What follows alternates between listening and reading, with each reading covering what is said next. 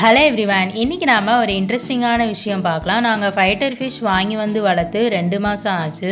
இந்த மீன் 50 ரூபான்னு சொல்லி வாங்கினோம். இந்த கிளாஸ் ஃபிஷ் டேங்க் வந்து 80 ரூபா சொன்னாங்க. நீங்கள் எப்போவுமே உங்கள் வீட்டுக்கு புதுசாக மீன் வளர்க்க போகிறீங்க அப்படின்னாலே மணி பிளான்ட்டும் இந்த மாதிரி லைவ் பிளான்ட்ஸும் போட்டு வச்சு வளங்க. அப்போ தான் மீனுக்கு நல்ல ஆக்சிஜன் சப்ளை கிடைக்கும். இந்த லைவ் பிளான்ட்ஸ்லாம் வளருதா அப்படிங்கிறத செக் பண்ணிக்கணும்.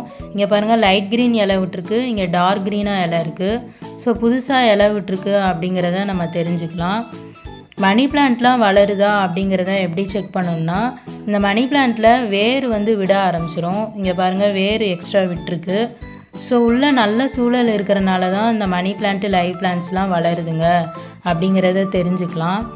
நாங்களாம் ஃபஸ்ட்டு ஃபைட்டர் ஃபிஷ் வாங்கும்போது மணி பிளான்ட்டும் லைவ் பிளான்ட்ஸும் இல்லாமல் தான் வளர்த்தோம். ஸோ அது 20 நாள் வரை தான் உயிரோடு இருந்துச்சு. அதுக்கப்புறம் சர்வைவ் ஆகலை. ஸோ அதுலேருந்து தான்